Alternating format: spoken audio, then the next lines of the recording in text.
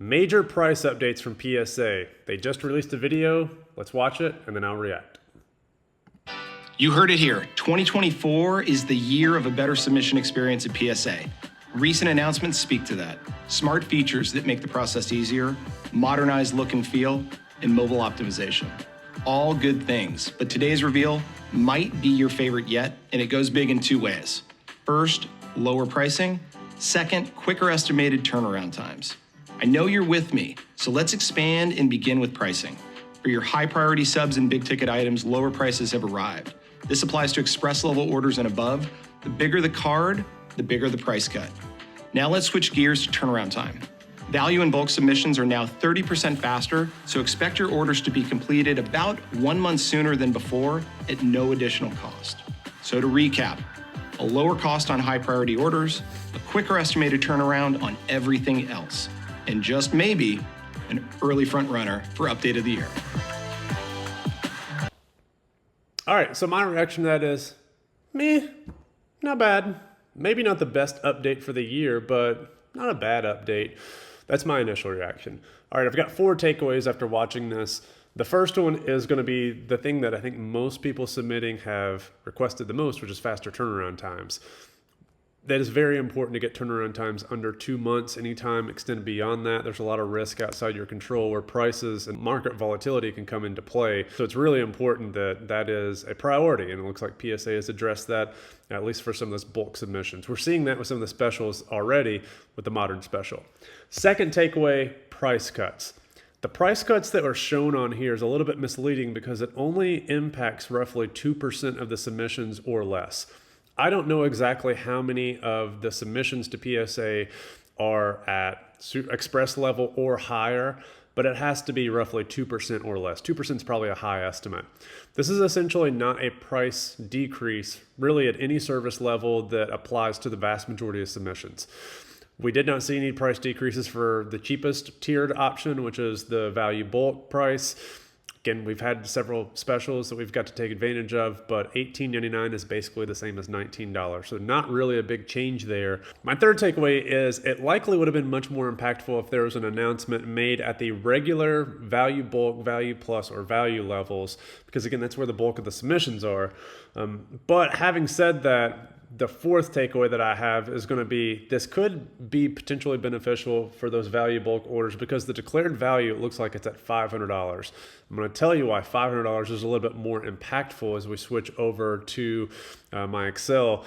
And I just want to show a couple of different things in terms of all the different service level breakouts, and we can see those as well on PSA's website. They have updated the service levels on their site so you can see exactly what the pricing is for each service, the declared value, the estimated turnaround time, etc., all the way up through walkthrough. So these are all updated and reflected on PSA's site, which is great. Now, to dig into this a little bit deeper, as we look, I've broken out each service level, the service level price, the max declared value, and then I've also calculated a percentage which it represents the service price as a percentage of the max declared value. So essentially taking this value, dividing it by the max declared value. That way you can calculate and quantify what is the maximum value that PSA is extracting out of the value of the card. So let's say that I have a card, I submit it to PSA, I'm paying PSA for their service, they give it back to me.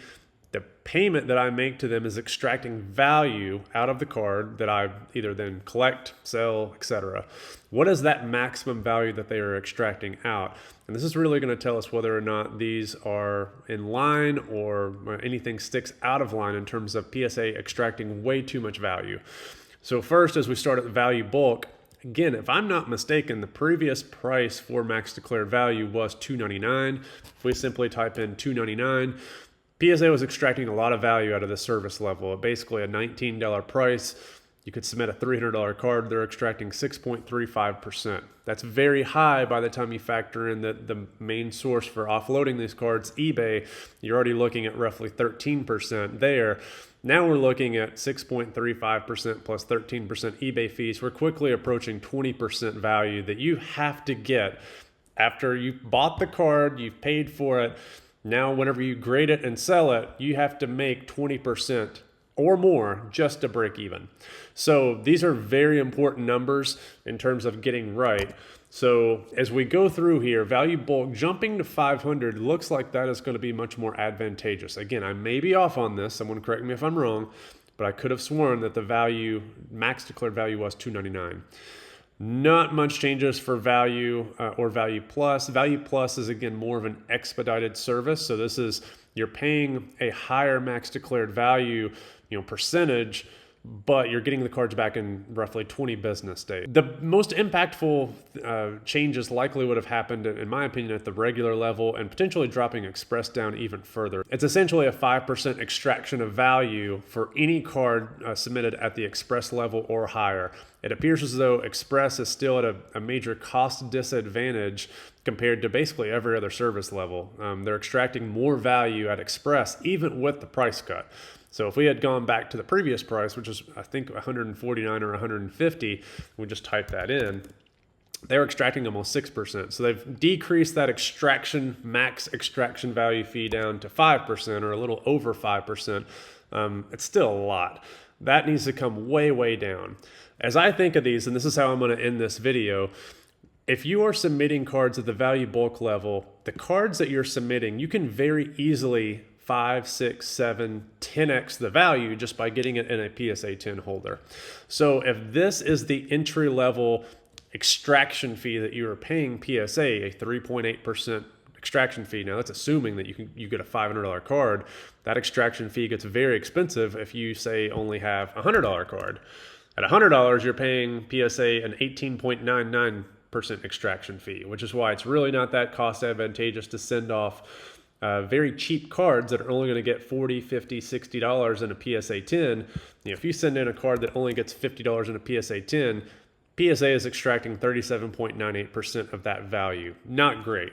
You need to be hanging around and really at the higher thresholds of those max declared values. But of course, it's hard to find cards that if you 10 are going to be $500 cards in bulk, in mass quantities. But I digress. As you focus on these, in my opinion, these values need to decrease as you go up the service level scale. And what I mean by that is the extraction fee at these higher service levels need to be much lower than the extraction fee at the higher service levels. I may have said that backwards, but hopefully you understand what I'm saying. So if it's 3.8% here, this needs to be closer to 2.5%, and it needs to be a linear decrease as you are paying more money. Why do I say that? Well, it's critically important. Again, back here, it is very easy for these lower tiered cards to potentially 10x in a PSA 10 holder. So if you are sending in a $10 card, there's numerous examples out there of PSA 10s that can go for $100, where the raw card is worth $10. If you are submitting cards in this price range, regular and above, by and large, you're essentially, if you get a PSA 10, you're capping the value at basically 2 times raw. There are a lot of examples where this is not necessarily the case, but it's a good rule of thumb. Of course, vintage cards, you can just exponentially increase the value, but it's very rare. You can't do that in mass quantities. For the most part, if you get a new 2022, 2023, 2024 modern card, and let's say it's worth $500, if it comes back at PSA 10, you're looking at maybe a $1,000 card whenever the market has officially settled. We're not talking about one-off outliers or the first to market, etc. If you get $1,000, that's great. What that means is you're only doubling the value of the card. So these extraction fees then become very expensive because then we're factoring in eBay fees on top of this or any other e-commerce transaction fee. So these become very, very costly in terms of being able to flip cards at a high volume in a sustainable fashion.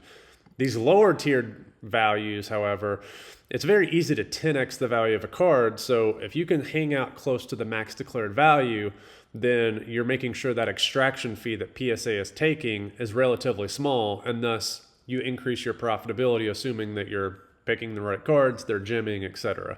So that's kind of my big takeaway. To summarize, I wish that, one, there were much steeper price cuts in these higher tiers.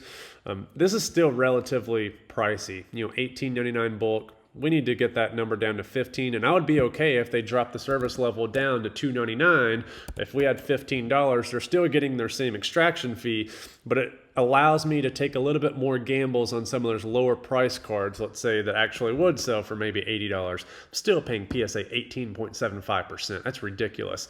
But at least it allows me to take that gamble on a larger volume of cards, where if I miss the gamble and the card comes back at PSA 9, it's less painful.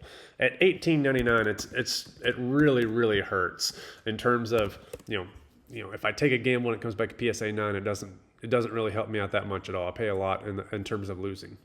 That's my takeaways. Let me know what you all think down below. Is this going to increase your all submissions? For me, it's not really going to increase anything whatsoever. We still need to see much more price cuts, really across the board, and ideally in these higher tiered categories, to make the gambling fee, which is kind of what I like to view this as, the grading cost is a gambling fee, to make that fee a little bit lower and much more enticing.